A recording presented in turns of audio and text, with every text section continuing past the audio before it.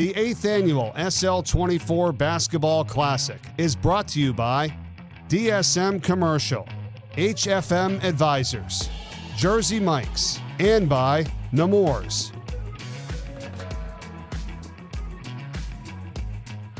And thank you so much to all of our sponsors here this year for the 8th annual SL24 Basketball Classic as we welcome you back inside the Chase Fieldhouse in Wilmington, Delaware, getting set for Game 4 of 5 here tonight as St. George's will take on Smyrna. And thanks for being with us all weekend long. Mike Corey alongside Bill Harmon. Bill, always good to be with you, my friend. You've been doing a lot of work on this once again this year. Our first game together, but always a pleasure, man. Always look forward to it. Great to have you up from Richmond. You did a game last night. Glad you made it up from the cold front down there. This is going to be a really exciting game here tonight, Mike. Both these teams are going to make the state tournament. Both have veteran coaches. St. George's has an outstanding player. Smyrna kind of counts on a little bit more of team play. I think it's really going to be a great litmus test for both of these teams to see how they're going to develop through the latter stages of the season. All right, cool. Looking forward to it here. And once again, the reason why we're here is to help support the SL24 Foundation for Mental Health. Go to unlockthelight.com/donate. Your ways to get involved right here on your screen with the QR code. Also givebutter.com/SL24 Classic 8. And we're about ready to get underway here with this one, as you said, with Smyrna and St. George's. We're also looking forward to the final number once again here tonight, this weekend. Bill, I thought after last year's 674,324, boy, can we top that number here this weekend? We'll see. It's coming up later tonight. Well, let's hope so. It has been an amazing run. Every year they've made incremental movements forward, which is amazing. At some point you might think there could be some fatigue. Not in this organization. Nope. Chris Locke and the rest of the volunteers, people like you, Mike, that give all your great time. It's just really amazing what the community outreach has been. Yeah, same with you as well. And every year I think we just start to add a few more people too, right? They come here and they see what this is all about, and then, hey, how do I help? How do I get involved? Not just monetarily. We've had a lot of volunteers here this weekend as well. Big thanks to all of them. And the ways to get involved too, you can also help with the online auction and get some great gifts there. All that money helps go toward Sean's house and the SL24 Foundation. The merchandise here as well, which is all online as well. And we're looking forward to it. Here we go. St. George's and Smyrna. Smyrna's in red. St. George's coming out in white. Rod Griffin, the head coach of St. George's. Great to talk to him earlier in our previous game. 14th year at the helm for them. And then Andrew Mears, coach for Smyrna. Thoughts on those two guys? Well, Rod's been around a long time. Let's not forget he coached Bones Highland, who's with Minnesota right now. I had to coach against Bones in high school. Rod has done a great job. He organizes his team well. He knows exactly who his best players are. He gets the most out of them. Andrew Mears has been one of the terrific young coaches and now a little bit more of a veteran downstate. His teams always play extremely hard, and a very intelligent coach who does a lot of interesting things, both offensively and defensively with his teams. Underway with these two here. And a 5-second violation right off the bat there as Corey Williams had it for St. George's, and good defense there by Smyrna, and they'll take over. Well, Smyrna's going to play a lot of man-to-man. They play some 2-3 zone at times and a little bit of four-court pressure. St. George's can play both man and zone. They've used both. They are a team that really relies on Obiora inside. He is a terrific player. He's got a lot of skill. Smyrna ball here is Chase Sullivan who controls it. Maurice Kilgo, and now over to Farrell McNeil. Pops up the jumper. That one's no good. Tapped around. And St. George's coming down with it there. Mike, this St. George's team wants to play this game in the high 60s and 70s. They've been in the 70s 5 times and the 60s 6 times. They love to get up and down. Of course, their big guy has a lot to do with it, but they've also got a lot of other good, solid, auxiliary players. Here's Williams. Again, the pressure D coming on from Kilgo, who forced the 5-second violation a moment ago. Floating runner now on the baseline by Elijah Coates, and that gets the scoring started for St. George's. Coates is only a sophomore, but let me tell you something. You watch him on tape, and he really flashes. He's got a lot of dynamic moves to his game. How about this guy? Jaden Reed on the steal and the slam. And St. George's leads it 4-0. Jaden Reed gives them a lot of jumps off that quick velocity. He is very athletic, runs the court well, the lefty. Look for him to be a real complimentary player for Obiora. No doubt. And here's a three from Kilgo, and he responds to the first points of the night for Smyrna. Kilgo not really known for his three-point shooting. That's only his 5th one on the season, but he had 17 the other night in a win against Sussex Central. Kilgo gets called for the foul here for Smyrna, his first.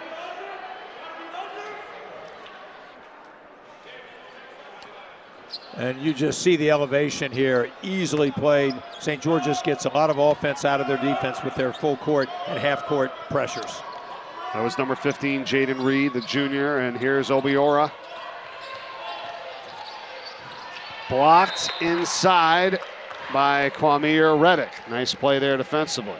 Well, Reddick is not going to have quite the height, but he'll know how to play him. You want to send Obiora to his left. You've got to be very physical inside and not allow him any inside looks. Make him play in the 2-point range. Back to Obiora, hands it off here now. For Coates, inside. Shot a little bit too strong, and Smyrna has it. Smyrna will push when they can, but they don't mind playing a half-court game. Logan Shaw releases and drains it. Shaw is their best three-point shooter, Mike. He has great range. He's good from the corners as well as the top of the key. They rely on him for that long-range sharpshooting. And out of bounds on the sideline is Obiora. And turns it back over to Smyrna. They've got 2 threes here to start this game and lead at 6-4. I see that a lot, you know, Bill, on the sideline, the corners, right? You read my mind, Mike. You see it not only at the high school level, but you see it at the college level. Yeah. As the three-point line is expanded out, those corners are very tiny there, and guys just don't look where they are on the court. It's amazing because the court doesn't move, does it? No, it doesn't. It's not a fluid organ. No, but you're right. I see it at least, I feel like once a game, at least in college. Here's a nice runner by Chase Sullivan, but are they trying to spot up for three? Is that why they're doing that? Why don't you just make sure you get the ball first, right? Well, that's a good idea. How do you not know where you are on the court? Bill Bradley wrote a great book about that, a sense of where you are. All you got to do is look down. Yes. But it is amazing how often it happens, Mike, and players just not as aware of their surroundings as they used to be. Yeah, in the course of action, you want to get there quickly, and I know what you're saying. Here's Rhodes missing on the jumper. Back the other way, and Obiora with a block inside, and the ball is out of bounds. Let's see, it's going to stay with Smyrna. When you have a player like Joshua Obiora around you, you always have to locate him. That would be a great time to use the rim as a shot block protector. Maybe fake and have Obiora run by you. But I'll tell you what, if he has the timing and he is really good with his elevation, it's not his height and his length, it's his timing is impeccable. What are we hearing about and thinking about his prospects at the next level? To be determined. Okay. He's got people looking at him. Certainly he is an interesting player because of his range and his athleticism. That he has not committed anywhere yet, but he's definitely going to have some looks, Mike. Logan Shaw connects on a nice little fadeaway there. He hits a three, then he gets that two-pointer, and Smyrna now leads it 10-4. Well, it's important that Smyrna does a good job of challenging Obiora early on in the possession. Don't allow him to post up inside. You've got to push him off his marks. And if he is forced to be a dribbler outside, you've got to have additional help rallying to him. Make him play through multiple players. Yeah, no, for sure. Logan Shaw called for the foul, and Obiora is going to go to the line here. Once again, the ways you can donate to the SL24 Foundation with the QR code on your screen now, givebutter.com/SL24Classic8 or at Unlock the Light. That's UNLOCKE light.com/donate. Help us make this another incredible year. All the donations from your support, the online auction, merchandise, ticket sales here this weekend all go directly to help support and fund Sean's House and the SL24 Foundation. Pretty incredible here, Bill. In the last 7 years, raised over $2.9 million. It's going to be well over $3 million after tonight. It's amazing because this is really a grassroots organization. Grew up at the sad passing of Sean Locke, who I coached in high school and then called his games at the University of Delaware. What a great story. A walk-on at Delaware, became a scholarship player by his senior year and a team captain. Washtenaw on July 18th, 2018. The organization formed at the end of that year. You're on the board and went right to it. Our first year in 2019 right here at the Chase Fieldhouse. Can't believe it's year 8. It really is amazing. It's almost too short or too long to me. It depends on how you look at it, but you've been a big part of this, Mike. We always appreciate you coming in from your very busy college basketball schedule to take some time to be a part of this, Mike. We really appreciate all your efforts, as well as your brother Brian, who comes with you as a nice package deal. Well, there's more than just us. We got 20 people on the crew. We'll mention them all a little bit later to help put this on. And we were talking about it. This is the 6th year we've been broadcasting, because 2019 it went off. 2020 actually got it in, remember, because it was early February. Yes, then we COVID did. hit. And it was the following year that we said, hey, nobody's going to be able to come to the game. We got to get this on. And that's where we started streaming these games. And here we are since then, as Hazir Marlowe puts it in for St. George's. This game is going to be played probably in the high 60s, maybe the 70s. Both teams getting up and down the court. Mike, as you well know, the length of the high school court is considerably different than the college. It's 6 feet different, some even more than that. And then you have the additional lines on the court. And at times that does get to be a little confusing for a high school player. And again, the lines don't move. Okay, the long one, the big one is the deep one. Sure. That's the pro line. The in-between one is the high school line and the college line. Jumper no good by Reed. Offensive rebound, Obiora, and a foul is called.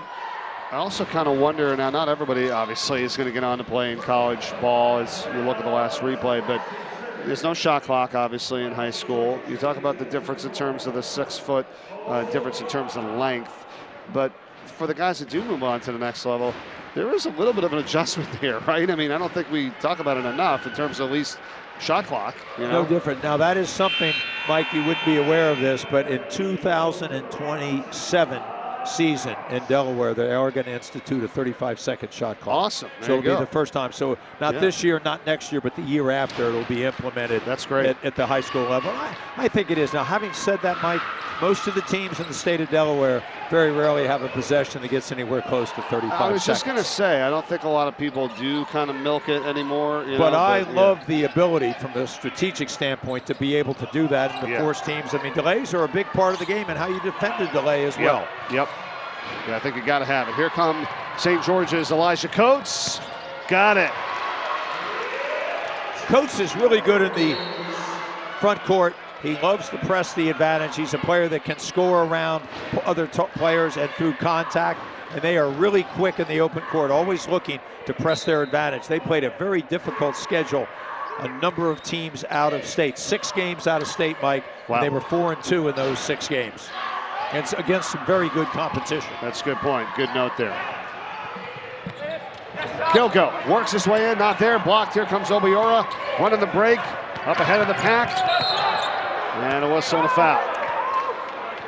When you talk about attacking a shot blocker like Josh Obiora, there are 3 things you can do.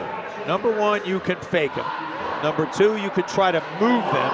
And number 3, when all else fails, you've got to attack their chest. And that time, Obiora was able to turn his body, get out of the way, and then make a nice block from behind.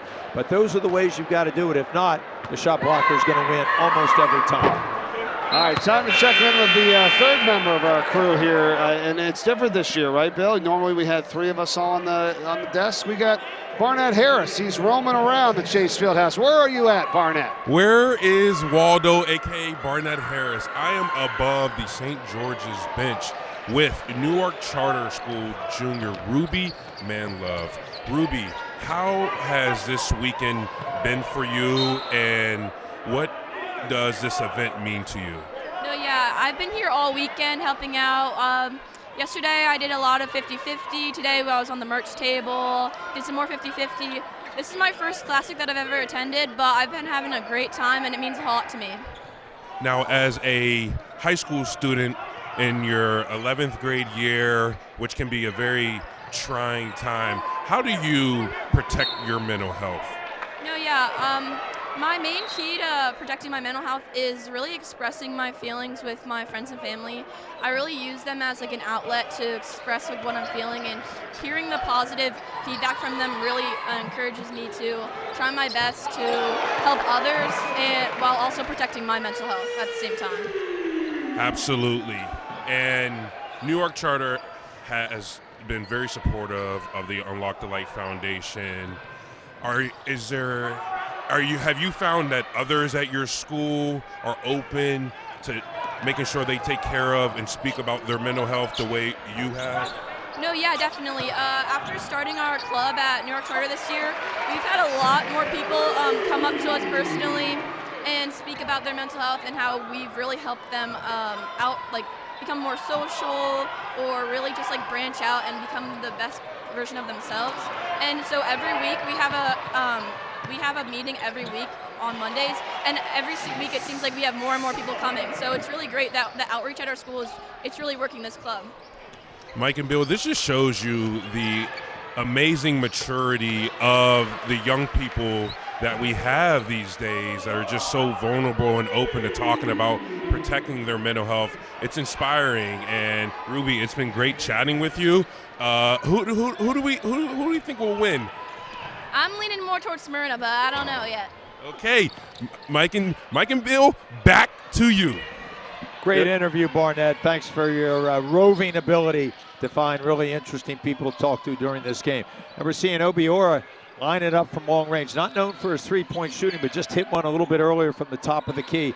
They have the ability, because of their length with he and Reed, to really crash the offensive glass, so they can take, at times, maybe some questionable shots. Well, the last 3 baskets scored by St. George's, Obiora, along with Jaden Reed and Hazir Marlowe. So they've got a lot of different guys that can make it happen, and they lead it now 20-12 as Obiora gets to the bench. You get a little breather, a little extra time, right, with the 22.7 seconds left here in the first quarter. I'm not sure I'd ever take Obiora out myself. He looks like he's pretty fit. I'm going to leave him on the floor for 32 if we need to. Yeah, here, especially the last possession, possibly exactly. For the defensive end. Smyrna. John Couch, whistle foul with 4.2 seconds to go. It's on Amir Rhodes for St. George's. Now with Obiora out of the game, St. George's is a little bit more vulnerable around the basket, but Reed is a competent shot blocker and shot effector. So they've got to really work hard on their mid-range game and to attack through these areas or draw Obiora or Reed out on the perimeter. Bazemore for 3 at the end of the quarter. It doesn't go, and that's the end of 1. So St. George's with a 20-12 lead as we get set for the second quarter, off to the hot start here in this game. And this is game 4 of 5 in the 8th annual SL24 Basketball Classic. Here's how you can donate, help the foundation, keep Sean's house running strong, and we'll come back right after this with the start of the second quarter. Smyrna and St. George's from Wilmington, Delaware after this.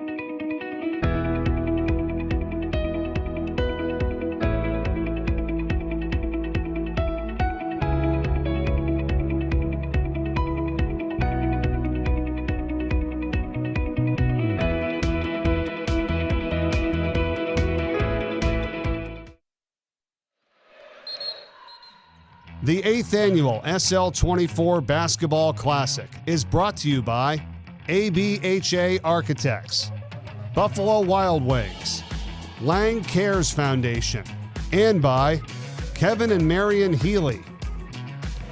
Welcome back to Wilmington. Here at the start of the second quarter, St. George's and Smyrna alongside Bill Harmon. I'm Mike Corey, and now Emily Ryle. Sean's Room's coordinator joins us here courtside. Good to see you again. Good to see you again. How you doing? Really good. I'm glad to be here again. Well, thanks for coming on. How's the weekend for you so far here? Really good. It kind of rushes by. Yeah. it's just so fast moving, but I kind of love that part about it. Well, thanks for joining us, and we'll have you here for a few minutes. And I want to talk about this because as we discuss Sean's house and the foundation, how big it's been, this is where the extension starts to come, right, with the Sean's rooms. And we've discussed it. Earlier we had Chloe Cudahy, who was a team captain for St. George's, which I believe is where you went to school, right? It is. And she spoke very well as a freshman about how Sean's room has helped her and everybody else at the school there. 4 of them now, correct? Yes. And working on a 5th, I believe. Correct. That opens in fall of next year. Okay, so tell us about your role, how you're overseeing this, what it's like, and how people can get involved and why it's so important. Yeah, so what I love is how each room is so different, and we're addressing individual kind of populations, and I like the flexibility, and I'm going to different locations. I'm interacting with the public and kind of seeing what teams are experiencing, and at each location it's different. And really bringing in SL24 teams to these spaces has been really rewarding, and my favorite part is that I get to be at even more schools now, so at 11 schools and counting. So not just the rooms, if they don't able to set up a whole entire room, it's there's SL24 teams. Tell me a little bit more about that. Yeah, so actually you were the first person to hear about it last at volleyball. So I pitched it a little bit, but we have that up off the ground running, and that really took flight after our Gather and Grow Summit, where we had leaders from each school. We had 20 different Delaware schools, and we had young people network and kind of say, here's what the mental health things we're noticing in our communities are, and here's what we're doing to address it. And so it was a great flow and exchange of ideas that were happening at this event, and so many of the groups there, either they already had a team or they wanted to form one after an event like that. So yeah, we really got a bunch of young people who are motivated and creating changes in their community, and it's really fast growing, which I love. That's been great. That's been great. Elijah Coates scores here now as St. George's Bill is on top by 10. This Coates is really good in the half court. He's got the Euro step, a little bit of a Euro pause at times. He's very clever in his finishes and his ability to find the right angle to attack the basket. Emily Ryle is with us, Sean's room coordinator here, and we were talking about the rooms, we're talking about the SL24 teams. How else can people get involved? What else are you guys trying to do to grow this and expand, like you said, and how important it is to the foundation? Yeah, like to expand on teams? Yeah. Yeah, really what I love about teams is that it's so accessible. It doesn't have to be a high school. We're open to teen spaces. We're currently working on getting them in more community locations. Just if you're in a space where young people are able to collaborate and meet and have interest in making a community better, you can form an SL24 team there. And I think what's most important is that the students are taking the lead, right, in the initiative. The last thing I want is to make educators' lives harder and to give them another job. So really, we ask of the students to be motivated, to look at the changes they want to see, and we just give them a little bit of guidance to make it happen. And we just are there for support when they need it. Yeah, that's good. That's good. Here's how you can donate to the SL24 Foundation. Once again, folks, you see the information on your screen here. Another minute or so with Emily, and I want to get to your final thoughts on kind of what you need, what people else do they need to hear? What other kind of message out there from your perspective and what you're doing as people watch and listen to you here? Yeah, really something I just wanted to touch on is this year I've gotten a new perspective on our organization and just how important the work that we're doing is. I experienced a loss by suicide in my own family, and it was, people describe him in the same lighting up a room way that they described Sean, and so it really made me connect with the work that we're doing even deeper, because it's important to have these conversations. It's important to check in on everybody, even the happy, outgoing friend who seems to have everything going on for them. It's check in on your people. Well, it's amazing what you've done and what you continue to do, especially with what you just said right there. So keep it up. And Emily, thanks so much for joining us. We appreciate it. Thank you for having me. Great to see you again. Yeah, great to see you. Sorry. Thank you, Emily. Emily Ryle, Sean's room coordinator here with us tonight at the 8th annual SL24 Basketball Classic. We played just under 3 minutes to go in this second quarter, and it's now 23-12. St. George's in a nice drive. Once again, Obiora on the block.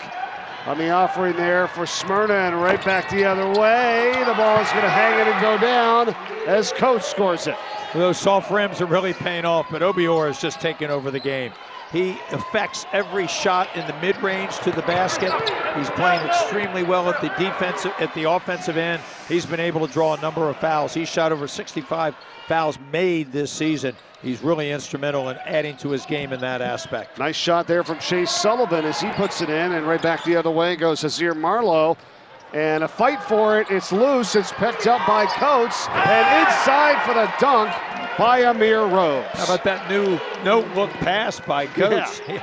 I talked about how clever he was with his scoring. Maybe he's even more clever with his passing. And right now, St. George's energy level is just better than Smyrna's. They've taken over. They're first to the floor, as you saw down there, getting the loose ball knocked away. Obiora very active at the defensive end, blocking a lot of shots from outside his area. They're really playing sharp. I think that difficult schedule early on in the season has really helped St. George's. That's a good point, I think, Bill. Then how about Amir Rhodes, too? You know, his size and athleticism we just saw in that last play. Well, you bring Obiora out, then you have Jaden Reed, and then you have Amir Rhodes, a junior, off the bench. I'll tell you what, that's a lot of size and bulk on the court. Yeah, and they're all in right now, all at the same time here.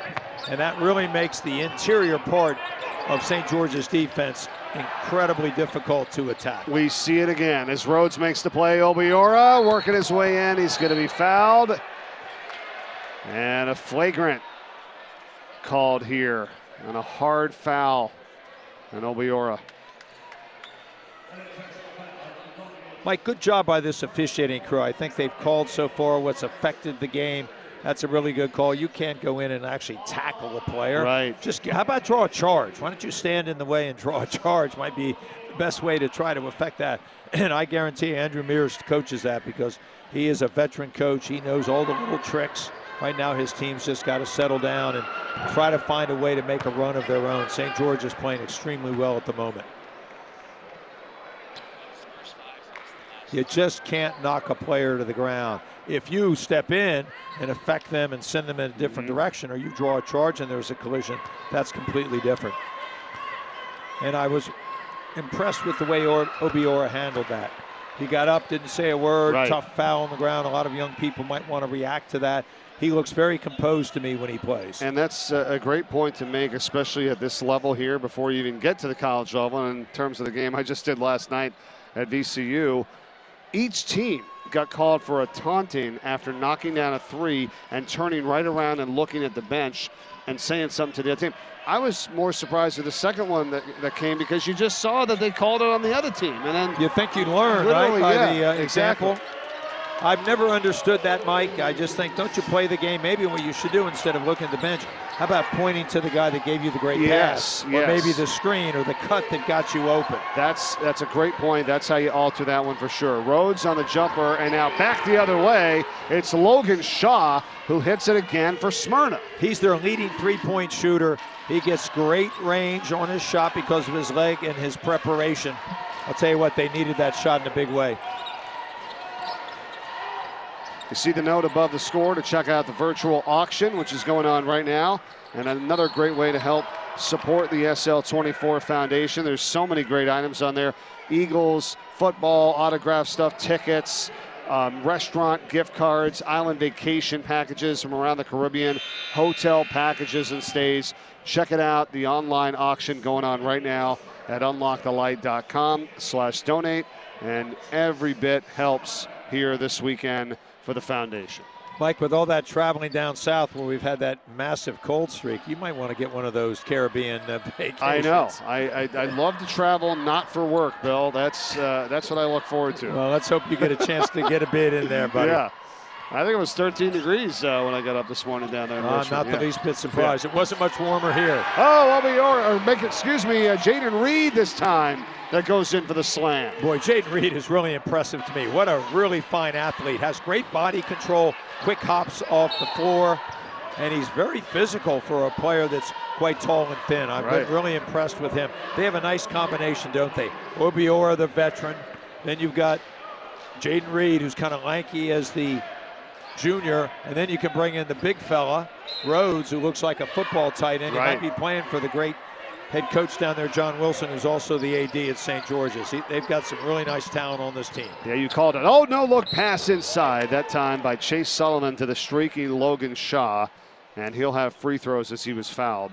Yeah, Obiora is the senior, as you said, and then Rhodes and Reed, the juniors for the St. George's team. Well, Griffin's got a reason to stay around a little bit longer, right? Yeah. With these young players, and he's got a couple of freshmen that play actually considerable minutes and have done a nice job. Aiden Hackett Davis, and one Davis. of those guys. Yeah. Exactly. 14th year for Rod Griffin, and then Andrew Mears on the other side there for Smyrna. There's Mears. Mike, did you ever do a Bones Highland game when he was at VCU? I did a few of those, yeah. Tell me, excellent. How hard was it to try to cover him in high school? I mean, we tried. Yeah. We did a decent job on it, but his athleticism is off the charts. I remember him reining in a fadeaway shot from the deep corner to put him up by 2. I'll tell you what, his best characteristic in high school was his passing. I think he continued that throughout college a little bit too as well, and now, of course, in the pros. Leg to the floor pass to Shaw. Nice up fake, and Obiora again altering that one.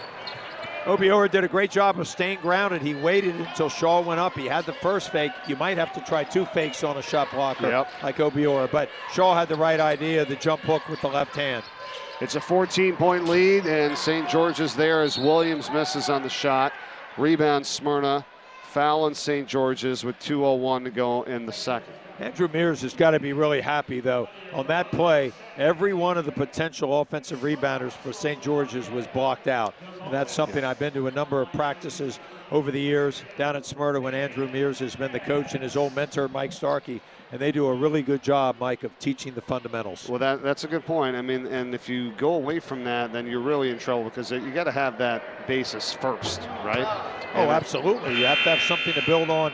They run a great practice. It's oriented into time slots. They don't overrun things. There's not a lot of talking. There's a lot of doing in Andrew Mears' practice. Anytime you get a chance to watch his team go about their business, very impressive. Let me ask you this at this level, because I've seen it a lot in college where there's just so many plays, so many things coaches want to try to give their athletes, and then I don't think they play as fast and as free, right? Because you're thinking too much. Well, I think that's a great point. Yeah.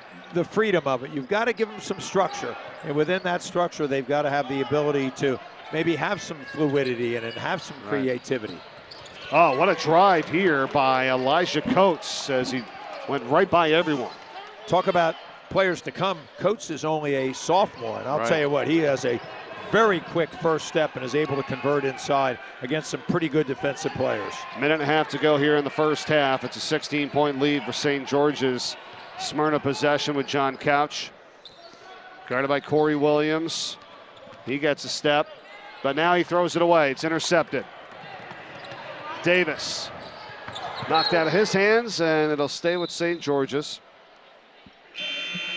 You can see, Mike, where St. George's at every opportunity on a missed shot, a turnover, they are trying to press their advantage in the open court. They've got the players to do it. They've got the speed, and that's the way Coach Griffin coaches them. They want to try to turn you over quickly, put a lot of pressure on your transition defense.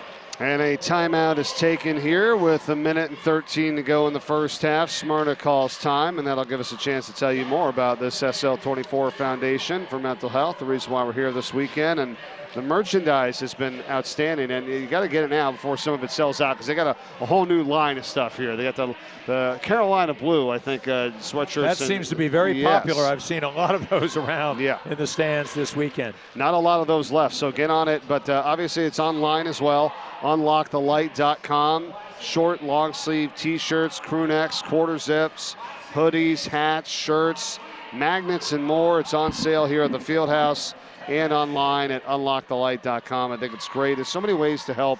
You get some great merchandise, and then you help support the foundation. Go to the online auction, maybe get a cool trip, some good stuff there, athletic things, and more. Help the foundation. Or you can simply donate by going to UnlockTheLight.com/donate. I think my head would be spinning with all those options, Mike. I wouldn't know what to choose. I might have to get them all. There's a one lot of each. Yeah, there's over 90 auction items this year. And we'll see what happens. It's all throughout the night, and it's another great way to be a part of this year. Almost $3 million raised in 7 years. We'll be well over that by the end of the night here tonight. In the corner now, as we're back from the timeout, it's Davis. And up top for Williams. Bounces it inside for Reed. Got it knocked out of his hands.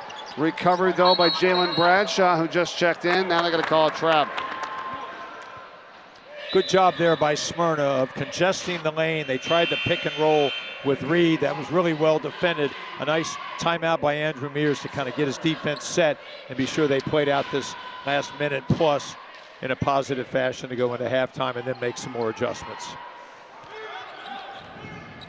And then I think what you just said in terms of the shot clock coming in a little bit, this is where you could think as a team right now, like if you're Smyrna, you can get a 2-for-1, right? Because you can shoot quick, 35 seconds left. If there's more than that, you might be able to get it back. Right now, it's kind of a situation where if St. George's wanted to, they could hold for the final shot, and there's 38 seconds. Well, that's a great point, Mike. And I love the strategy that can be surrounded with the shot clock, but at the same time, I think it's going to take teams away from delays and how to defend it. I'm actually a fan of having it, but again, I'm just not sure how often teams are going to really be able to possess the ball that long. If you probably did it in Delaware, the average time of possession is probably 15 to 18 seconds. Okay.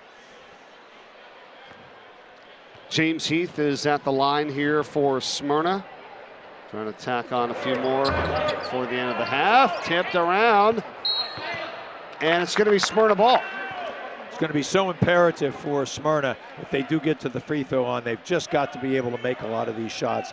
It's going to be difficult to score inside because of the height and the athleticism of St. George's. They've turned the ball over. They've got to possess the ball a little bit better and then run their stuff through Sullivan and Shaw. Well, it is Sullivan who gets it into Shaw. You just called it, but they get knocked away. And St. George's comes up with a steal as they lead it 34-19. And do they hold for the final shot here this first half? 20 seconds to go. Well, let's see if they can. I think it's the right strategy to employ, bring it out. Shoot with about 5 seconds where you have a chance for an offensive rebound, but no opportunity for the other team to get a shot at the other end. Good point. Coates has it, swings it over for Davis, and drives in. We got it right on the button with 5 seconds to go, but now a half-court heave, and it's short from Heath, and that is the end of the first half. So 34-19. St. George's leads it here. Thoughts on what you just saw in the first 16 minutes? How do I spell and say Joshua Obiora? He was really the difference maker. Though they had some good long-range shooting, he really defines the game. He takes away a lot of your inside plays. You've got to be forced to play a perimeter game. St. George's played it very aggressively defensively. They took advantage of some opportunities in the open court. Smyrna's got to go in and kind of reconstruct their offense. They got to play in the mid-range and maybe the three. They're going to have to shoot well and maybe try in some way to get Obiora in foul trouble. All right, we'll see what happens. That's the end of the first half. St. George's 34 and Smyrna 19. We will return. You're watching the 8th annual SL24 Basketball Classic from the Chase Fieldhouse in Wilmington, Delaware.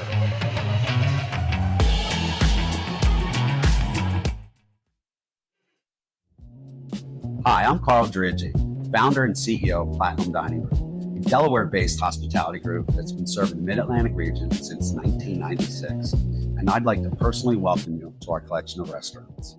For nearly 30 years, Platinum Dining Group has had the privilege of serving millions of guests throughout the area. What began as a single idea has grown into a family of distinctive dining rooms, each with its own personality, food style, and ambition, but all rooted in the same commitment to unparalleled hospitality.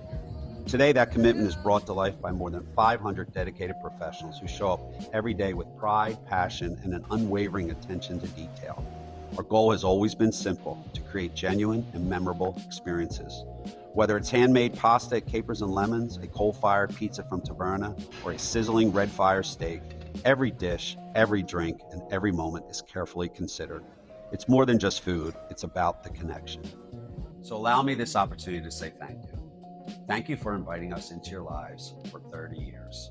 Whether it's a cozy dinner, a milestone celebration, or just something in between, thank you for allowing us to be part of your story, our story, the Platinum Dining Room story.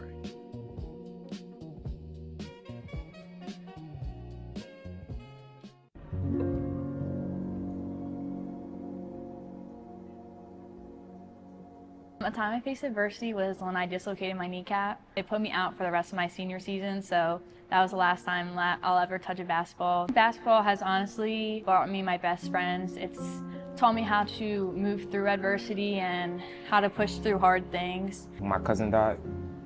It was hard times, but I just talked to my family about it and just got through adversity, pushed through. We just kept talking and showing love to each other, just show how much we meant to each other.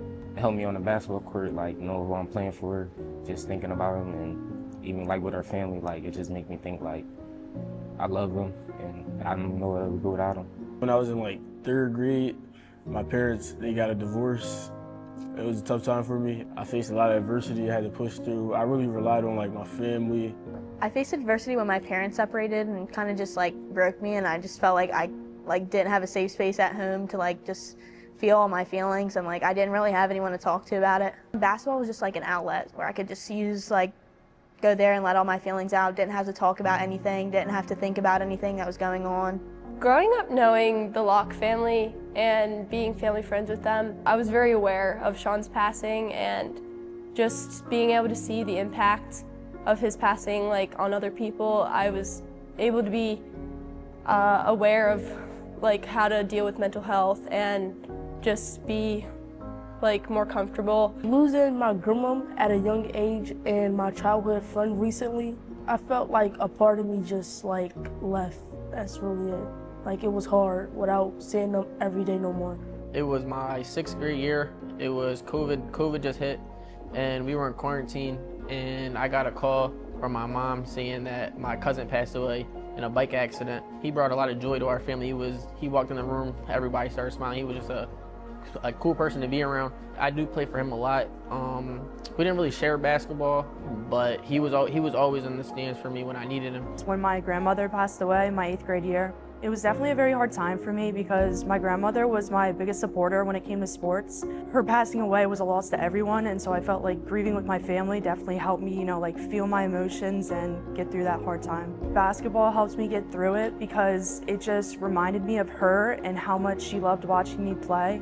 She just loved supporting me, and I feel like knowing that I was playing the game that she loved to watch me play, it made me feel a lot better. Sean was truly an amazing athlete, not only just an amazing person, but he would always say hi to everyone, but on the court he was just a force. Amazing I can be on the court to showcase the love I have for others and the love I had for Sean.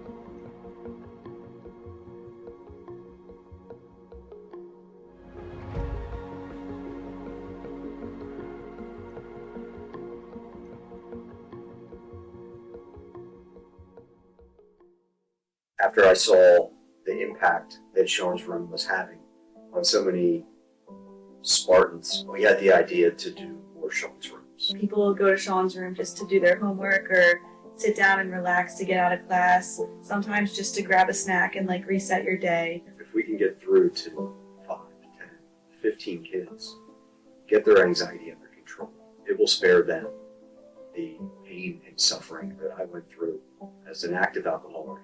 Mental health has to be the thing that they put first every day that they get out of bed.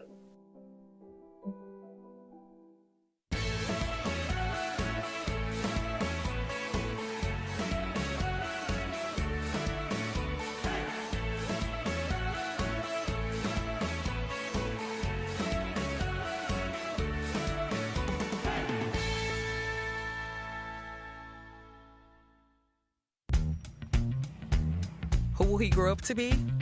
Well, that depends on all of us.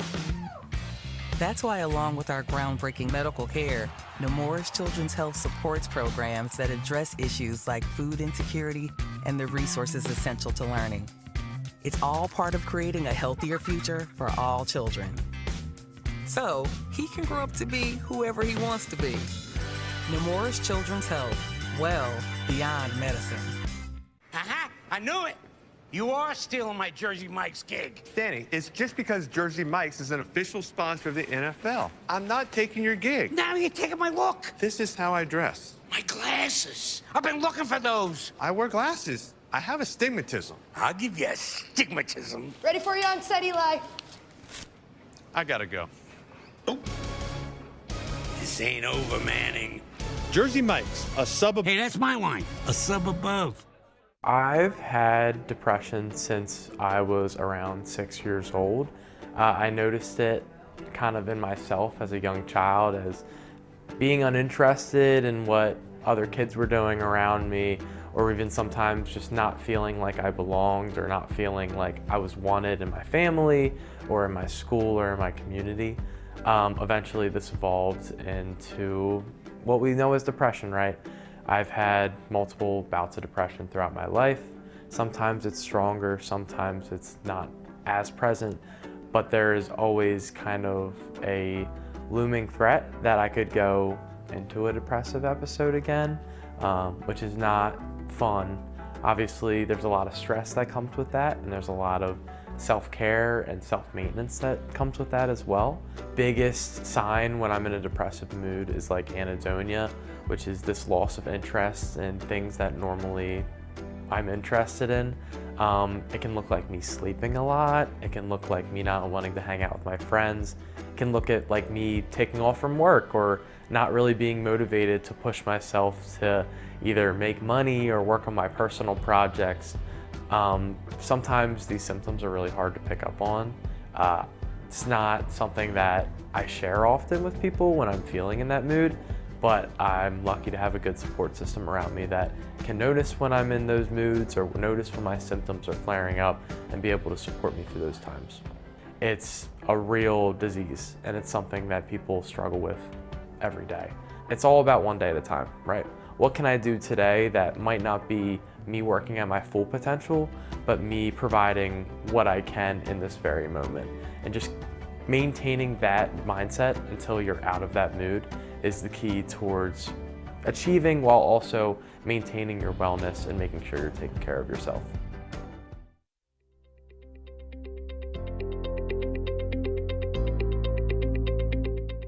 Partnerships built on relationships. That's our motto at CBM Insurance, and those words guide everything we do. We provide the best possible service experience because our focus is on the relationship first.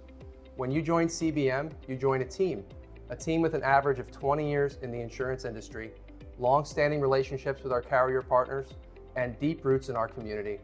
We stand ready to be your trusted partner and insurance advisor.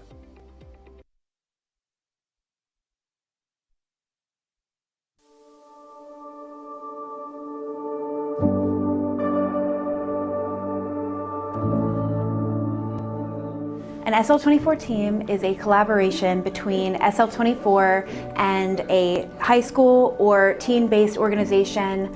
It can look like what you need it to look like. You can meet once a month or once a week.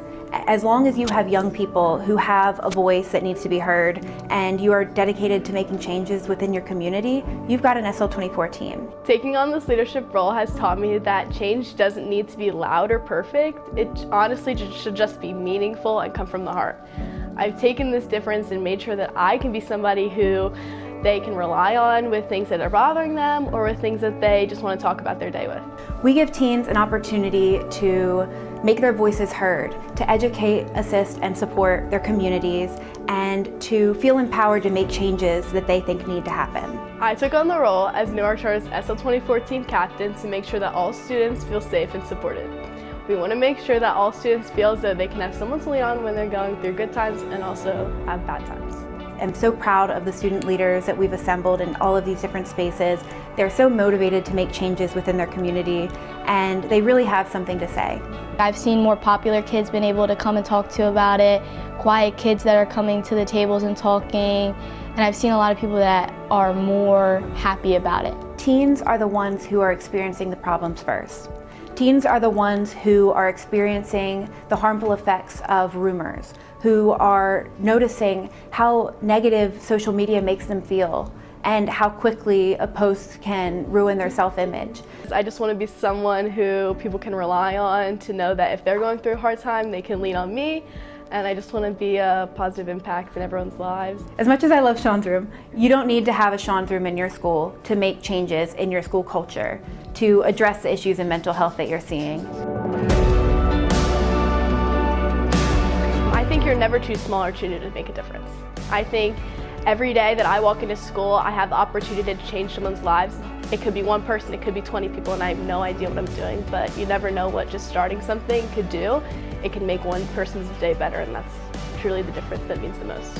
It doesn't matter the space that you're in, it just matters the people that you're with. People think it's really cool, and a lot of people now want to join, because at first nobody knew what Sean's House was really at our school. They were more worried about like the other clubs at our school that weren't as popular, but now that we've had lots more events, a lot of people want to join it, and we've had a lot of people reaching out wanting to join. My SL24 team is the most important thing to me in the world. I come home to my family at dinner and I talk about it. I talk about it to my neighbors, to my friends at dance. I talk about it all day, every day. It's so special to me, and I just want to make sure that everyone feels loved and supported. I think every school should have an SL24 team because it's just a very comfortable setting in the school. It makes people more open and nobody's as scared to talk before. If people had a event, or like not an event, a team, it would be, people would be more comfortable to talk about their mental health. If you're looking to start an SL24 team, please reach out to me at emily@unlockthelight.com for more information. I'd love to give you the tools you need to get started. We have a welcome packet and lots of resources, and we can also bring a SL24 representative to your school to have these conversations with your students.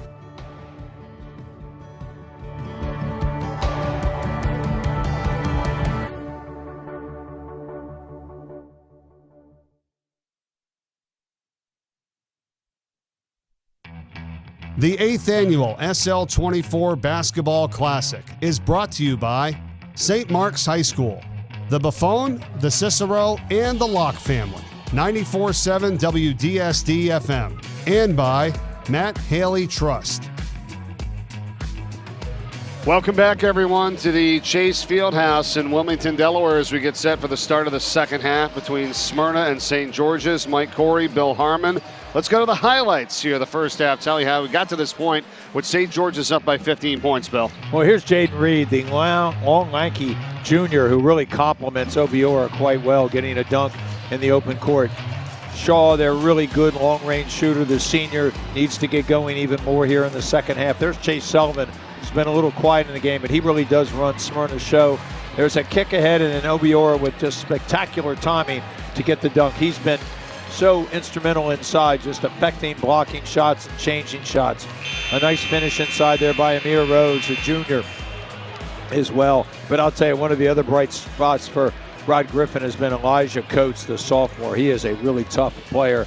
He's got 10 points, and he's done it in a lot of different fashions. A good driver of the ball. He's also shared the ball extremely well. Good call on that, Bill. Obiora has 8 points, 6 of 8 of those on free throws. And you mentioned Coates with 10. For Smyrna, Logan Shaw's got 8. Chase Sullivan's got 6. Those are your leading scorers for both teams. St. George's outscored Smyrna 14-7 in the second quarter.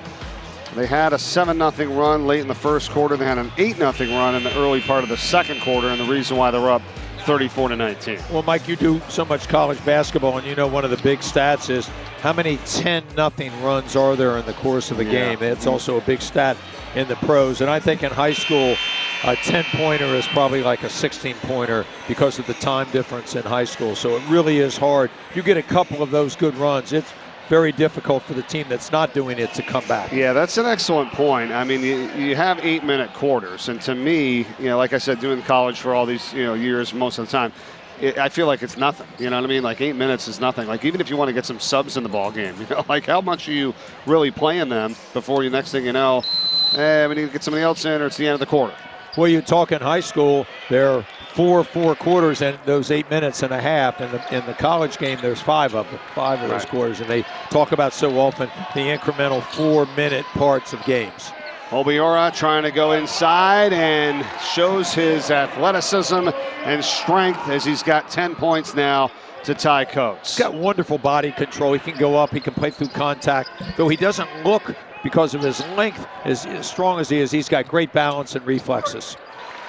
Oh, nice drive here by Sullivan. I think it's going to be important for Andrew Mears to get Sullivan going, run him off some ball screens. He's really good in the open court as well. Maybe get some offense out of his defense. He's got 8 points now, ties Shaw for the team high for Smyrna. Still a 15-point game as Obiora goes to the hole, and he is fouled.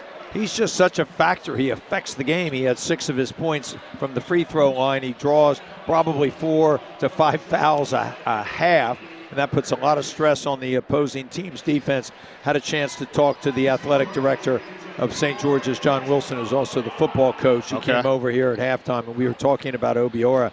He's in his leadership class that he runs, and Obiora, just a great guy, and I remarked to Coach Wilson about how I was so impressed on that hard foul. He just got up and handled himself great, and he couldn't have spoken more highly, as did we, about Obiora and the way he conducts himself on the court. And for sure, and that's one of the things, by the way, when you're a college recruiter or a coach and you want to come and watch a player play, those are the things that you're looking at, right, Bill? I mean, you can get those highlight packages and tapes all you want. They want to see him in the course of a game. How does he interact with his teammates? What's he doing over on the bench? What happens in situations like you just said? It's a great point. How does he come out of the game? How does he interact with his coach as well? And how does he handle the interplay with the officials?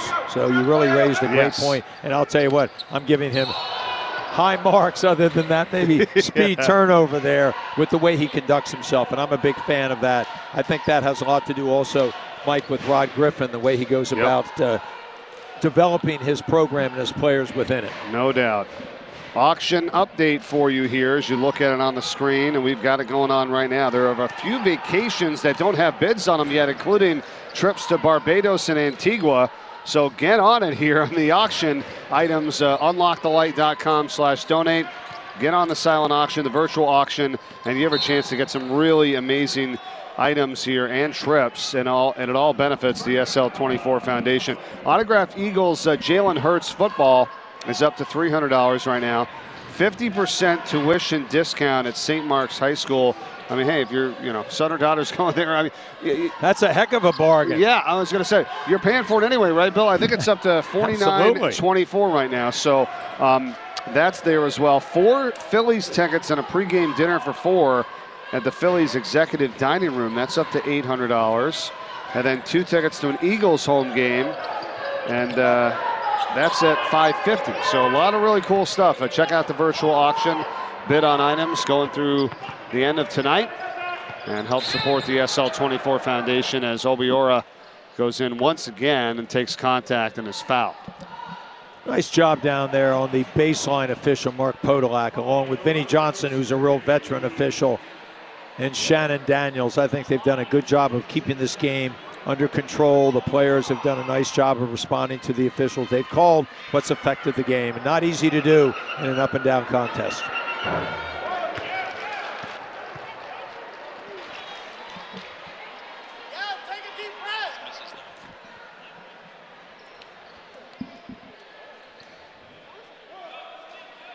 I mean, it goes without saying the area of your game at the free throw line, because then you really become, a tough cover. Because if you're going to be able to score on the drives, hit some outside shots, and then be able to knock down all your free throws and you get fouled, that's a complete player. You talk about a 3 or a 4 level scorer. Yes. I usually call it 4 because the 4th level is the foul line, and sometimes it's a lot more difficult than it looks like.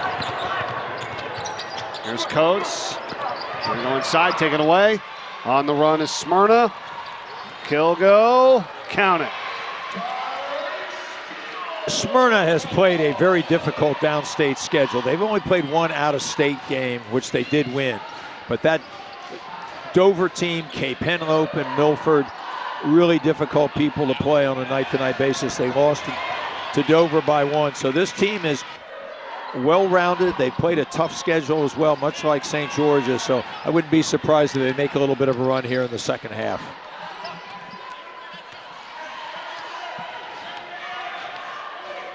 Still a 14-point game here in favor of St. George's.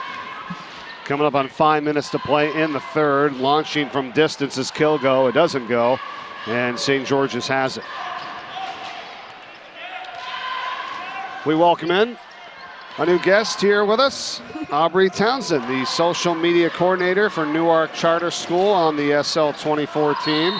How you doing tonight? I'm doing good. I'm so excited to be here. Thank you so much for coming on. We really appreciate it. Thank you for having me. Yeah, we've talked to a lot of different people and their involvement in the foundation. It's really cool because it's really grown, right? Yes, it has. I mean, I want to hear about what you're doing and the involvement that you have in your role.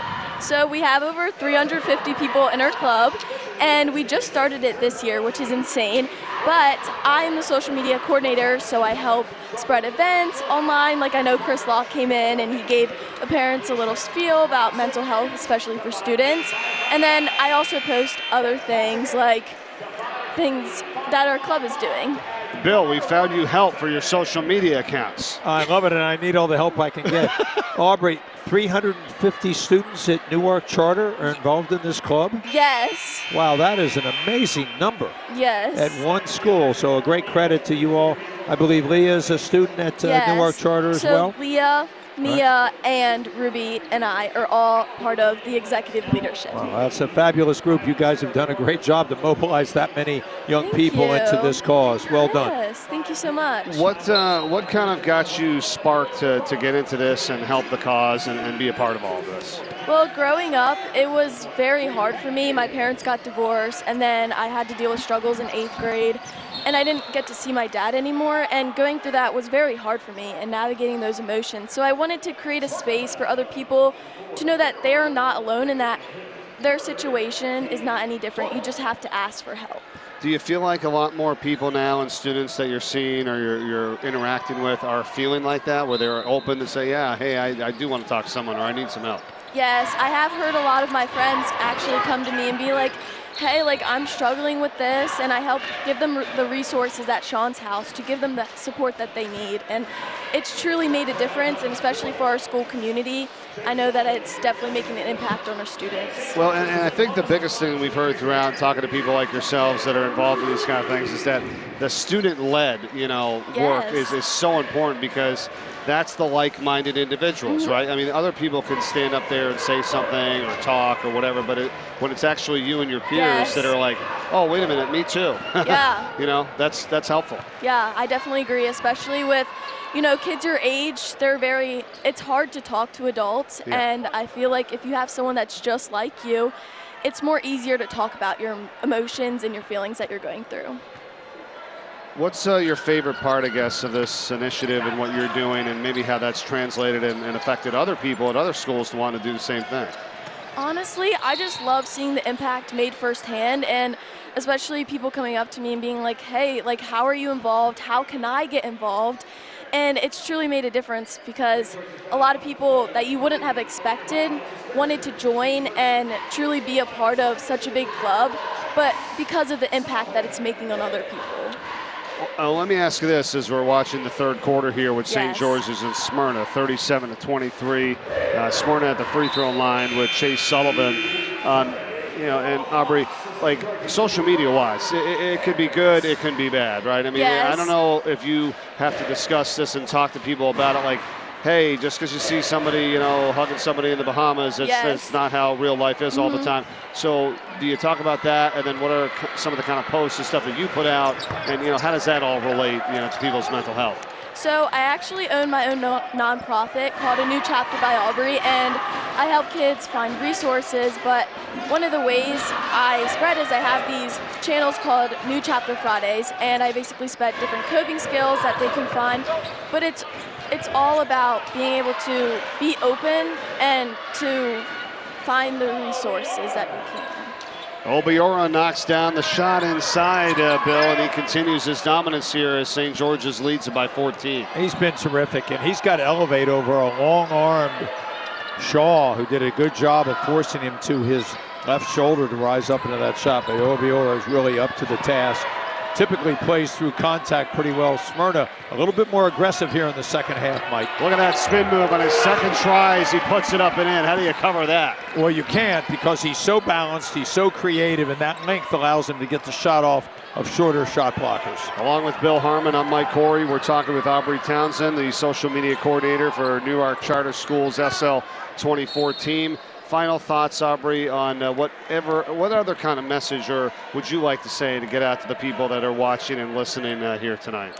That healing is possible. You just have to believe that it's there and that there's so many people around you that would love to talk about your emotions. You just have to be willing and open to talk about them, because nobody knows the silent battles that you struggle within, and it's important to talk to your friends, talk to your family, and the people that care about you the most, so you can find the help that you need. Hey, I really appreciate you coming on. Thanks for all that you said, and keep up the great work that you're doing. Yes, thank you so much. You got it. You got it. Aubrey Townsend with us here tonight as we have a timeout taken. Well done, Aubrey. Thank you so much. With 3 minutes and 4 seconds to go in this third quarter. Timeout by Smyrna, 41-25 here, and St. George's on the bucket by Coates. I want to thank her for joining us. We've had some really good guests here, Bill, and the great thing about this whole weekend and everything that the organization does, it's a team, and I think it just continues to grow. Like, how much more are we growing this SL24 team, right, throughout everyone here in the state of Delaware? It really is amazing, the community outreach, but what's been most impressive to me, Mike, this year was some of the people we've had on, especially the youth, these high school young men and women. It's amazing how open they are, how sensitive they are, and how mature they are to talk about a really difficult subject. And I'm amazed, because there's just no way at that age I would have been able to do that. So we're obviously making advancements. A lot to do, and a lot of situations out there that need to be dealt with. But I'll tell you what, high hopes for me looking back on the youth to see how well they're doing with a really difficult situation, to be able to deal with it, to articulate it so well, and to be so involved. Amazing.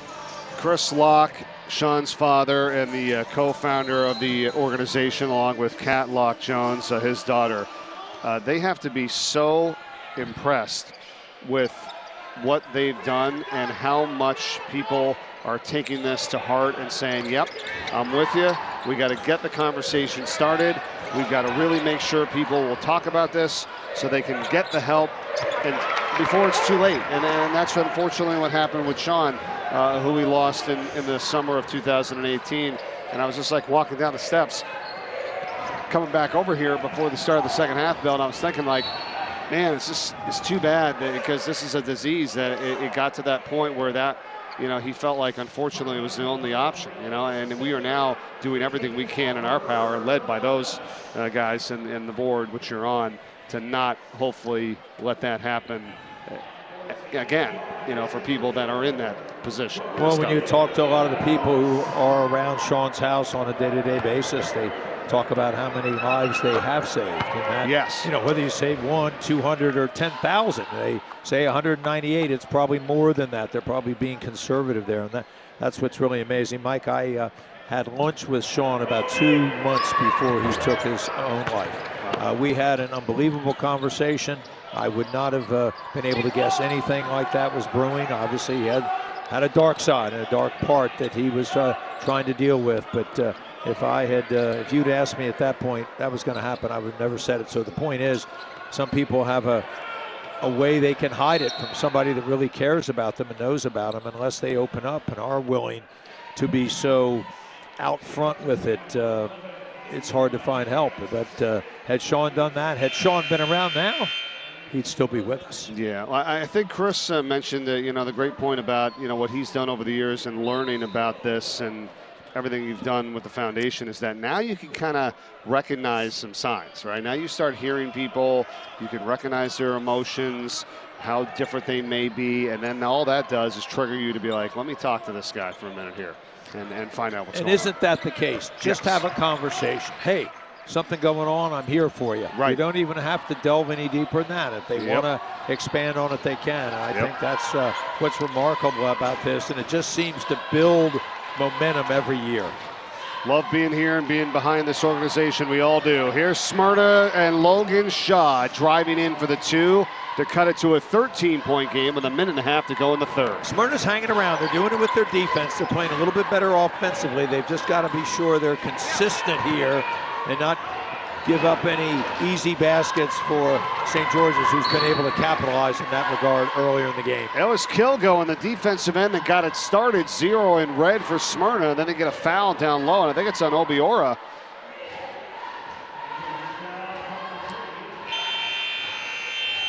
Nope, they're going to call it on Marlowe instead, his second.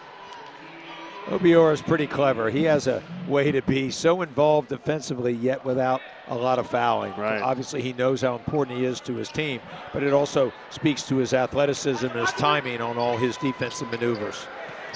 Mid-lane jumper converted by Chase Sullivan.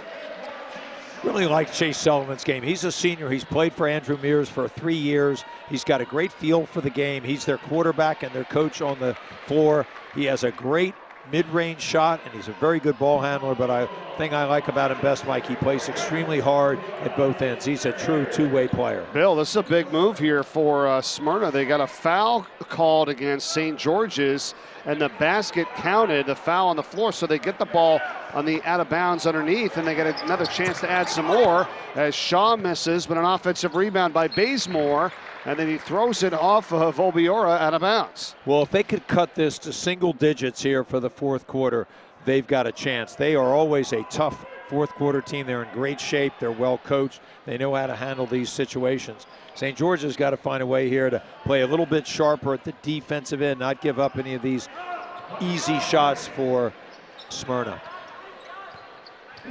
Well, this is their quarter here as they try to make a little bit of a run at it with 55.9 seconds to go.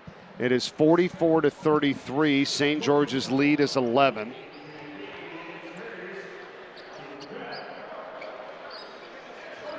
And another foul, so Chase Sullivan to the line here. Sullivan gets to the line because of his driving ability and the fact he's got the ball in his hands late in the game more than anybody else on Smyrna. He's got a wonderful stroke and he's a very clutch player. Made some big baskets in his career late in games and big free throws for Andrew Mears. So almost 9 total minutes left in regulation. Rhodes and Obiora have 3 fouls apiece. 23 and 34 for St. George's. It's an 8-0 run here for Smyrna as they've got it back within single digits, Bill. Well, there's one of those runs going the other way now to counteract the 2 that they'd given up earlier on. They're playing with a lot more intensity. I think they've slowed down a little bit. Their defense has been very aggressive, but offensively, they've gotten the ball to the right players at the right time and been able to take advantage of some miscues and some fouling by St. George's. And now foul on Smyrna, and it's going to be Devin Jackson to the line here for St. George's to try to push it back up to double figures. Really important for Smyrna. If these are missed, they've got to do a great job of blocking out Obiora and Reed. Rhodes is coming back in for St. George's. And then Beckett comes in for Smyrna. And Obiora again, and Coach Griffin, he's got this down, right? He's going to, hey, I'll get you out with 20 seconds left in the second. We'll take you out here 54 seconds left in the third. Trying to just get a little bit of an extra breather for the big guy. You don't agree. You don't like it. I guess I would be surprised if he needs it. Yeah. That's a good point. But Coach Griffin knows his players way better than I do, and you certainly want to trust that coach. He knows what he's doing. I just would never take him out. No, I know what you're saying. Yeah, I know that you're trying to disagree too with him. influential in the game. You want him in there the whole time. I agree. Oh, nice play here by Smyrna and Maurice Kilgo on the deflection, the steal. The layup is too strong, and it's rebounded by Reed. It was great defense to force the ball handler to go over the front of the rim. Yeah, they really needed that one there. Now it's St. George's with 15 seconds to go. And a foul too close was Kilgo. That's a veteran official, Vinnie Johnson, knows how to take control of the game at the right moment. I'll tell you what, anytime he walks in a gym where I'm coaching, I always like to see him. He knows what he's doing.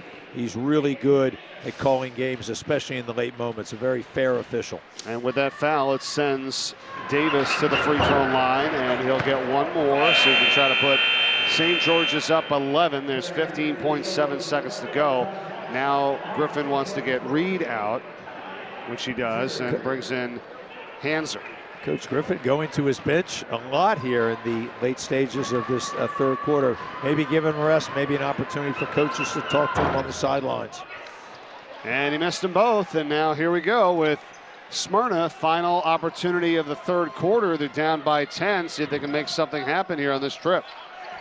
It's a 3-ball at the top. It is good by Logan Shaw. The play was made by Castro, taking the screen, dragging the ball screen defender off, and that allowed Shaw to have a wide open look from the top of the key. A big time basket and a huge momentum shift here going into the fourth quarter. Yeah, we are set up for a fun fourth when we come back. It is 45-38. St. George's leading Smyrna.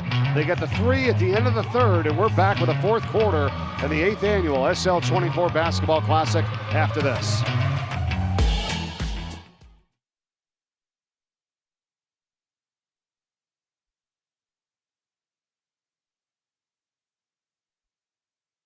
Relationships. That's our motto at CBM Insurance, and those words guide everything we do. We provide the best possible service experience because our focus is on the relationship first.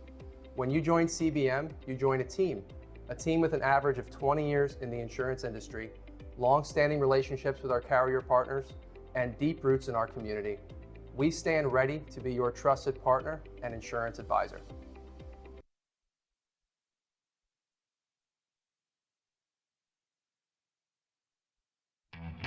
The 8th annual SL24 Basketball Classic is brought to you by the Marticelli Restaurant Group, TKO Hospitality, and by Ward & Taylor. Welcome back. Chase Fieldhouse, Wilmington, Delaware. Start of the fourth quarter in game 4 of 5 here in the 8th annual SL24 Basketball Classic. Alongside Bill Harmon, I'm Mike Corey. And St. George's, they've seen their lead cut down to 7, and it's Smyrna ball, Bill, to start the fourth. Boy, that's like in the pro football, scoring right before the half and getting the ball at the start of the second half. A really big basket by Shaw. An important possession here to keep the pressure on St. George's. The shot by Couch, it doesn't go. The rebound by Obiora, and St. George's has it. Surprise, surprise, he's back in the game here. I would doubt if this game stays close that Obiora is coming out anymore. It started to get a little bit out of hand, but then Smyrna ended the third quarter on an 11-1 run, and they're going to start the fourth quarter with a slam by Javon Bazemore. What's better than creating defense into offense immediately? The slip on the court and a great play by Bazemore. Javon Bazemore scores at the junior, almost another steal, and it's out of bounds, but it will stay with St. George's here. As we're just underway in the fourth, the lead is down to 5. St. George's has gotten a little sloppy. They were really good with the ball earlier on. I think part of that's the pressure that Smyrna's been able to apply, but St. George's got to get a little tighter with the ball and value it more. Timeout St. George's. Smyrna outscored St. George's 19-11 in that third quarter, and they got Logan Shaw really starting to pick it up. I mean, he's been doing it all game. He's got 3 3-pointers, Bill, and he's had 1 in each quarter so far tonight. Well, he's their leading three-point shooter on the season. He's got range on his shot. He's unafraid. He's happy to take the big shot as he did right there, and I'll tell you what, the veterans really doing a great job for Andrew Mears. You talked about both of these two teams early in the game about being postseason teams and what happens at the end of the regular season. Why is that? What do you like about each? We're seeing a pretty well-played game here tonight. Talk to us more about these two. Well, first of all, they're well coached. Second of all, they play difficult schedules. Third of all, they've got some really good players on both teams. Smyrna relies a little bit more on the team concept, obviously Obiora, but Obiora's got some help, and I've been very impressed with Coach, so they have the right ingredients, and I think this is a great time of the season. Both teams have played 13 games, so in Delaware there's only 20 regular season, so this makes the 7th game left, to find out exactly what you need to do in the last couple of weeks of the season in your practice periods. What do you need to improve on? What do you have to get better at to make that run? And I think this is a great moment. A great environment against a good team. St. George's has only 4 points since Smyrna's run in the middle of that third quarter. They were on top, 41-25, and now it's 45-40. Well, it's the pressure of Smyrna to force St. George's to start their offense deeper that has really affected the game here. Now St. George's just running a little bit of time with the weave action. Smyrna's really good at staying in front. Smyrna is in the midst of a 15-4 run, almost a foul. Knocking it away is Bazemore. 6:45 to go in the game. It's controlled here by Coates, and now we do have a foul. I think they're going to get Bazemore for maybe a little bit of a hand check. Yep. Bazemore's trying to create another steal where he can take it down. I like his athleticism. He stays in his stance.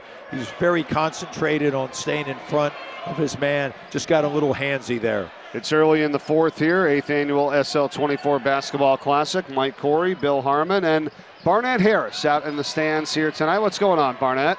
Hey, Mike, I'm just up here high above the crowd, just in my thoughts and just grateful that I've been able to be a part of this organization for the years I've been a part of it, and been able to come see and speak to so many young people who are just so open and honest about where they are in their mental health journey.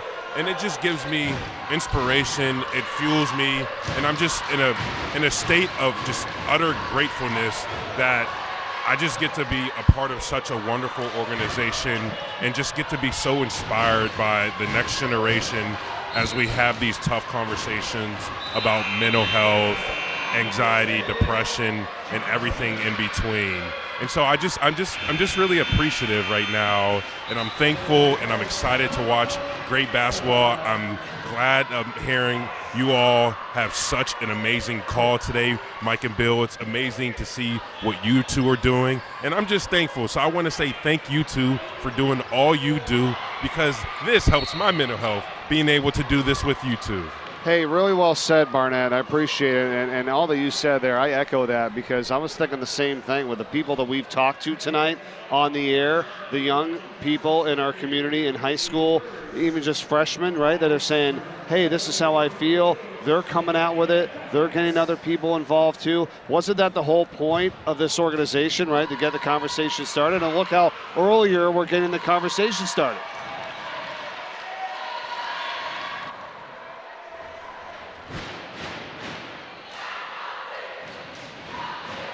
Absolutely, Mike, and it's been amazing, and I'm just so happy and thrilled to be a part of this each year, and I can't wait to see how much money we raise for such an amazing call next game.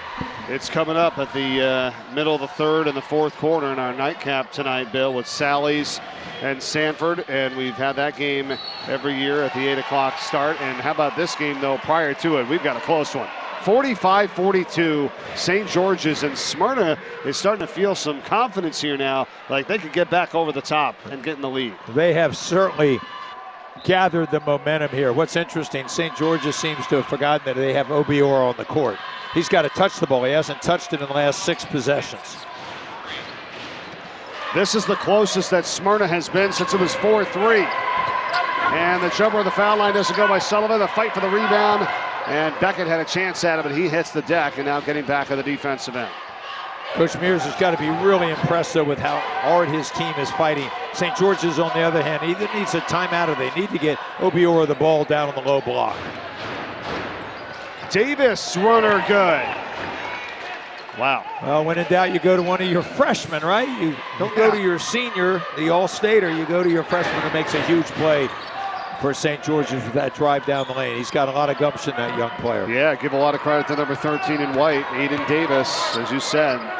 The freshman making a real heady play there late in this game.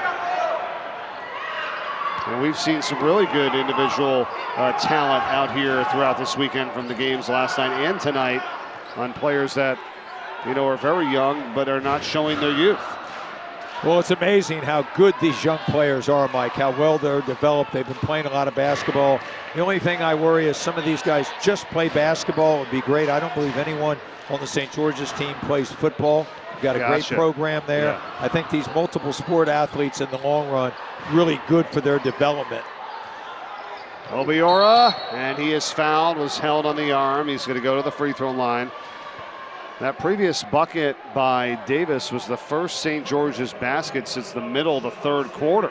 It's a long time to go, and my point is that how come Obiora hasn't touched the ball enough inside? And he hasn't. His teammates have to know that. They also need to run a few things to get him the ball in certain situations, because he's so good at drawing fouls. Well, they do it right there on the inbound. I thought it was a shooting foul, but they took it from the out of bounds, and now the other way. Here come Smyrna, and it's going to be a tie-up and a jump. And it's going to go over to St. George's, and neither player wants to relinquish the ball there. Reed for St. George's and James Heath for Smyrna. You don't think that these guys are battling it out tonight or what? There's been a lot of intensity. I know how much this game means to both teams. It's a great setting, obviously, for the great cause that we've talked about. But what's really important here for both teams is they need to play within themselves. Too many layups missed because they played a little fast, not playing off 2 feet. Maybe the extra fake to be sure you get fouled. And I think the team that converts the easiest baskets and makes their free throws is going to win this game. Neither team has been terrific in games decided by 5 points or less. St. George's is 1-3 and Smyrna's 0-2. Can Smyrna clamp down on the defensive end? They're down by 5. We're under 4 minutes to go in the game. Reed, Obiora. That's how you share the ball inside. You get it to Reed, he draws the help. Obiora is wide open on the weak side, a really fine pass.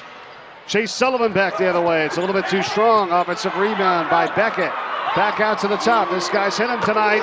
Logan Shaw, he does it again. What a smart play by Shaw. He lets the first shot contester run by with the shot fake. He relocates right in his spot, rises up. Boy, has he been clutch for the Smyrna Eagles. That's his 4th three-pointer of the night, and he's hit 1 in every single quarter in this game. Number 21, Logan Shaw, and we are down to a 4-point game now, 49-45. This has been a fun one tonight. It sure has, and the intensity on the court, this feels like a playoff environment to me, and that's one of the points I made. It's great for your teams to be involved in these big games, especially at this juncture of the season. You learn a lot about them, and they learn a lot about themselves.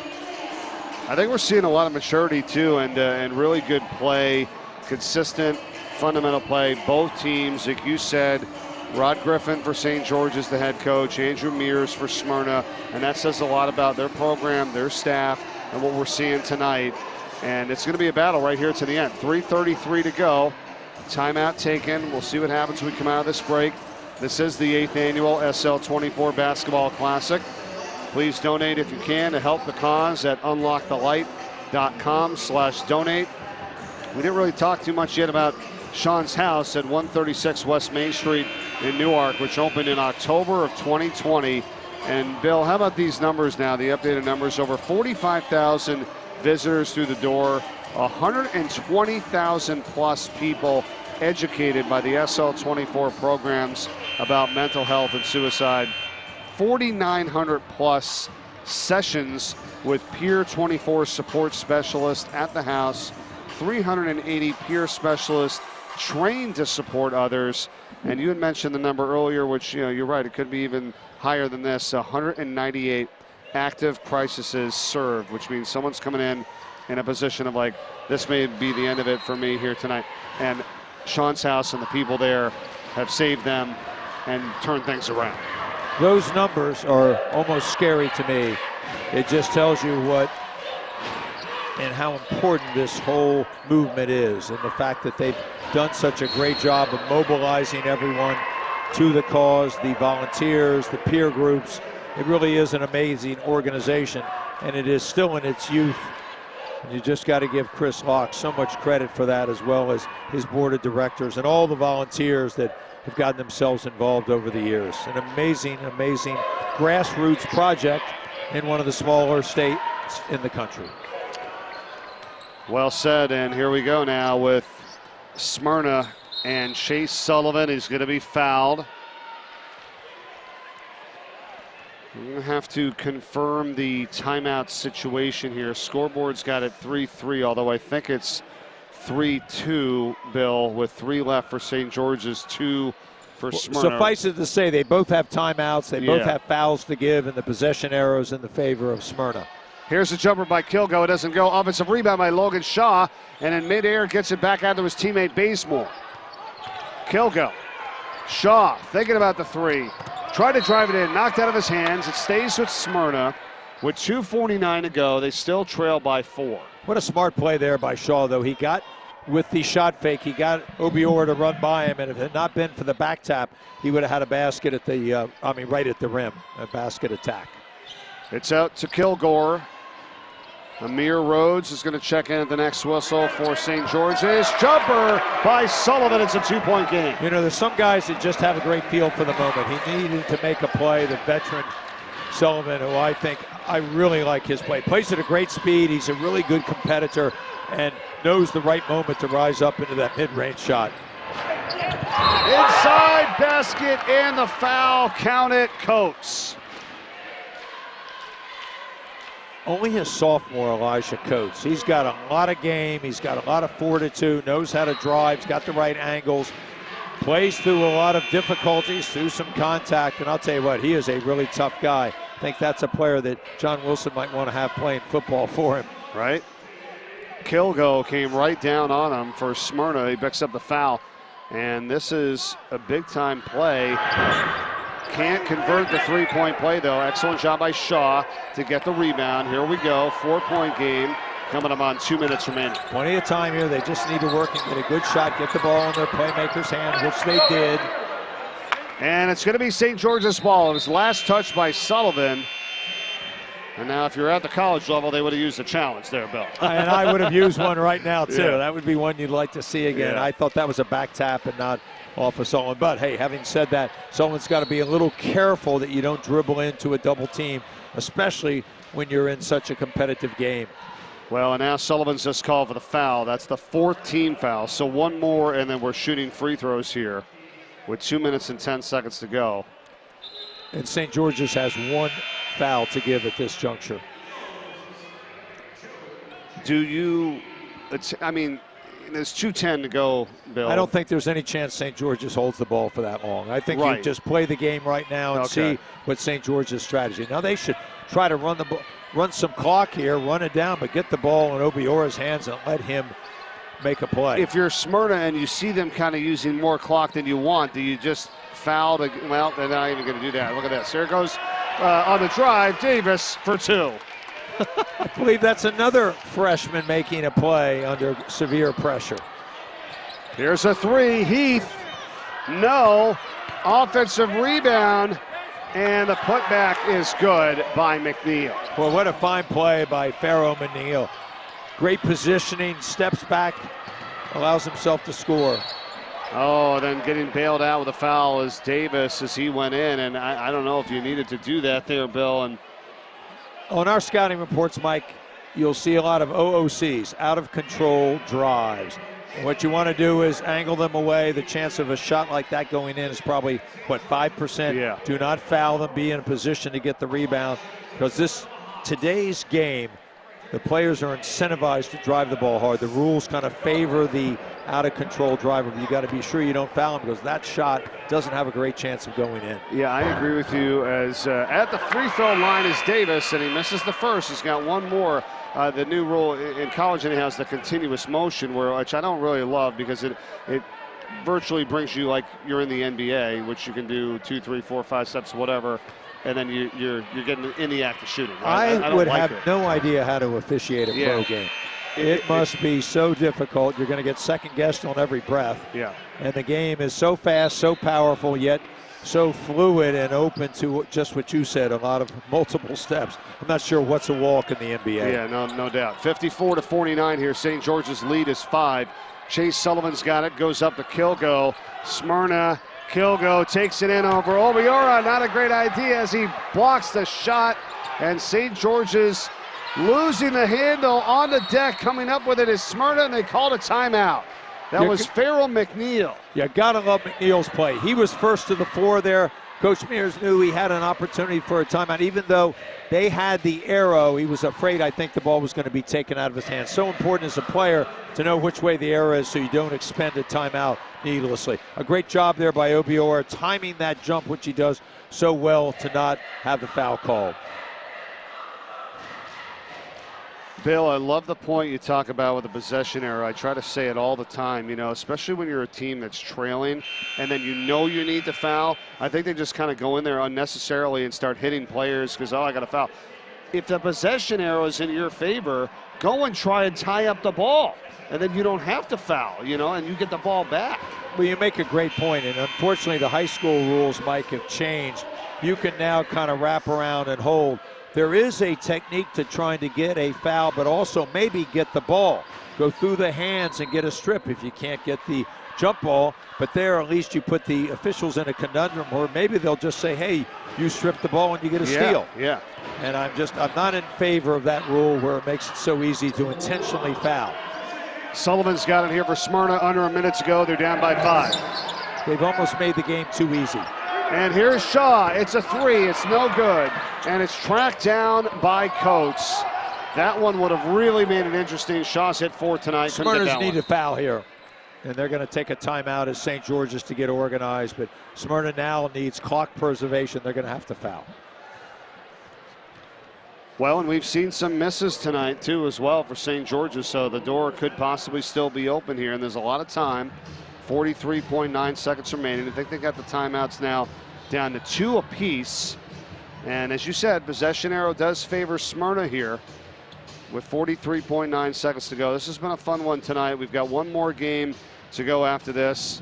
Sally's and Sanford is our nightcap, as it's been here in the tournament since we got it started. 8th annual SL24 Basketball Classic. We'll have the reveal of how much money was raised in between the 3rd and 4th quarter of that game coming up tonight, which is going to begin a little after 8 o'clock Eastern time, always a half hour in between games, and this one going a little long, but for good reason, because it's a tight one, a 5-point game. Well, it's been really well played. It's been hard play. Both teams have shown a lot of intensity. Both teams, win or lose, are going to get a lot of out of this game. A lot on the film to analyze into their stretch run and their seasons. Important here that St. George's gets the ball in and also gets it into their free throw shooters' hands, their best free throw shooters' hands. Smyrna should be fouling immediately.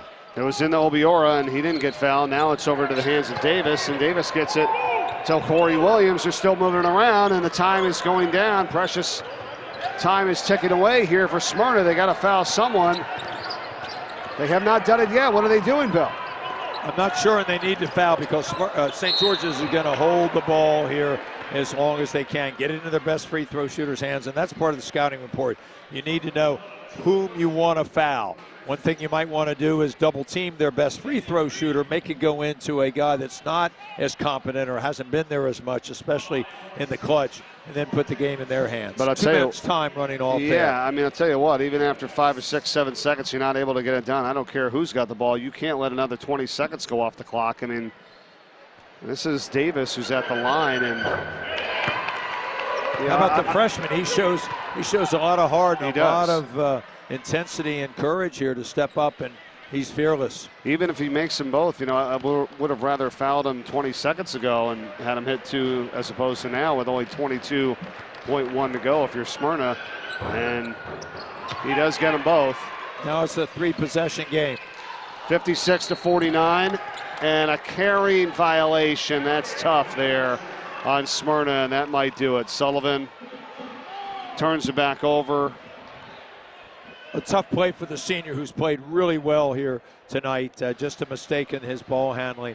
I think they should foul one more time, and if they possibly would have a chance, but they're going to not choose to. They're going to let it get in, and they're just going to play it out, I guess. Logan Shaw led the way for Smyrna. He had 16 points, number 21 in red. And on the other side for St. George's, 34 in white, Joshua Obiora. What a game he had, 17 points. Fun player to watch. A lot of exciting players for both teams, really, in a closely contested game here tonight. Obiora just affected the game at both ends in a big fashion. I love his demeanor out on the court. He's going to be a really good college player wherever he goes. He's going to have a lot of selections. Hasn't made a choice yet. We'll see where he ends up. But whatever school he goes to is going to get a really good player and a really good person. And the time is winding down here on this one. Great effort by both teams here. And the 4th of 5 games today in day 2 of the 8th annual SL24 Basketball Classic. St. George's beats Smyrna 56-49. St. George's was really fortunate here. Smyrna made a great run, but then they found a way to make their foul shots at the end. They had forced Smyrna into a couple turnovers and a couple of tough shots in the clutch. I think this was a great game for both teams, a fun game to call because the intensity level was so high. We saw some really good players showcased here. Both coaches have to be very proud of their efforts. St. George's comes out on top, but I think Smyrna's going to learn a lot from this game as well. Agreed. Obiora with 17 points to lead St. George's. Coates had 14 on the other side. Sullivan had 18, and Shaw had 17 in a losing effort for Smyrna. They made a comeback. And at the free throw line, team was 12 for 27, St. George's. So they left 15 on the table, but still were able to win it by 7 here tonight. That's all for us for this one. We will take a timeout, and we'll be back in half an hour, just across the top of the hour of 8 o'clock Eastern time for Game 5, our final game of the weekend and the tournament. Sanford and Sally's, the nightcap.